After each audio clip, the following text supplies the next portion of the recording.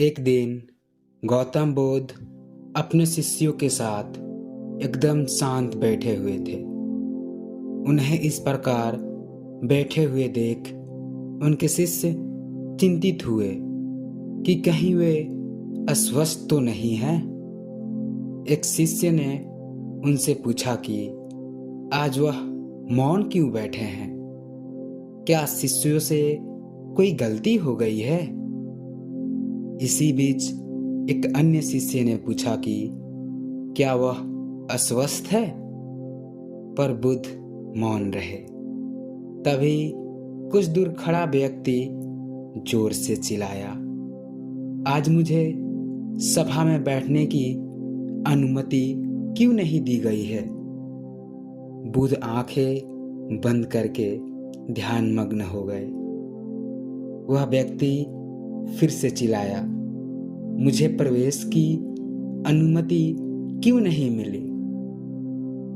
इस बीच एक उदार शिष्य ने उसका पक्ष लेते हुए कहा कि उसे सभा में आने की अनुमति प्रदान की जाए। बुद्ध ने आंखें खोली और बोले, नहीं, वह अछूत है, उससे आज्ञा नहीं दी जा सकती। यह सुन शिष्यों को बड़ा आश्चर्य हुआ। बुद्ध उनके मन का भाव समझ गए और बोले, हाँ, वह अछूत है। हमारे धर्म में तो जात पात का कोई भेद ही नहीं, फिर वह अछूत कैसे हो गया? तब बुद्ध ने समझाया, आज वह क्रोधित होकर आया है। क्रोध से जीवन की एकाग्रता भंग होती है। क्रोधी व्यक्ति प्रायः मानसिक हिंसा कर बैठता है। इसलिए वह जब तक क्रोध में रहता है तब तक अछूत होता है। इसलिए उसे कुछ समय एकांत में ही खड़े रहना चाहिए। क्रोधित शिष्य भी बुद्ध की बातें सुन रहा था। पश्चाताप की अग्नि में तपकर वह समझ चुका था कि अहिंसा ही महान कर्तव्य एवं परम धर्म है। वह बुद्ध के चरणों में गिर पड़ा और कभी क्रोध न करने की शपथ ली। आशा यह है कि क्रोध के कारण व्यक्ति अनर्थ कर बैठता है और बाद में उसे पश्चाताप होता है। इसलिए हमें क्रोध नहीं करना चाहिए। असल मायने में क्रोधित व्यक्ति अछूत हो जाता है और उसे अकेला ही छोड़ देना चाहिए। क्रोध करने से तन, मन, धन तीनों की हानि होती है। क्रोध से ज्यादा हानिकारक कोई और वस्तु नहीं है। बुद्ध ने कहा भी है, क्रोध को पाले रखना गर्म कोयले को किसी और पर फेंकने की नीयत से पकड़े रहने के समान है। इसमें आप ही जलते हैं। क्रोध इंसान के लिए बहुत ही खतरनाक होता है। कहते हैं दुश्मन हमको बहुत नुकसान पहुंचाता है, लेकिन वास्तव में हमारा क्रोध किसी दुश्मन से कम नहीं होता। वो दुश्मन से बढ़कर हमें नुकसान पहुंचा सकता है। आजकल के हमारे इस आधुनिक युग में हमारे देश में बहुत सारी समस्याएं हैं, जिन समस्याओं के कारण लोग दुखी हैं और यही दुख कभी कभी उनके क्रोध का कारण बन सकता है।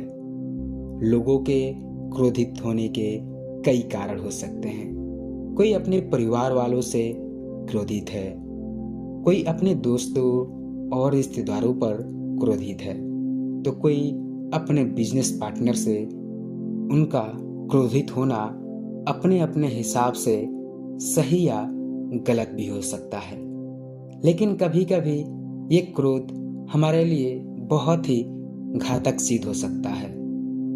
इंसान अक्सर क्रोध में आकर बहुत कुछ ऐसा कर देता है जो उसे नहीं करना चाहिए। कुछ लोग क्रोध में आकर अपशब्द कह देते हैं। इसलिए ही क्रोध पर नियंत्रण रखना बहुत जरूरी है। कहते हैं हमें हमेशा मीठी वाणी बोलना चाहिए, लेकिन इंसान के द्वारा बोले गए कटु वचन जहर के समान होते हैं।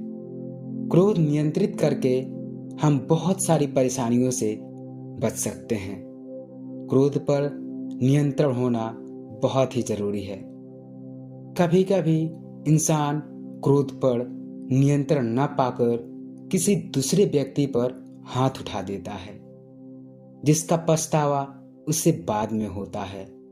और क्रोध पर नियंत्रण ना होने के कारण इंसान अपने परिवार वालों से कभी कभी इतने अपशब्द कह देता है, जिसके कारण उसके परिवार वाले उससे अलग हो जाते हैं।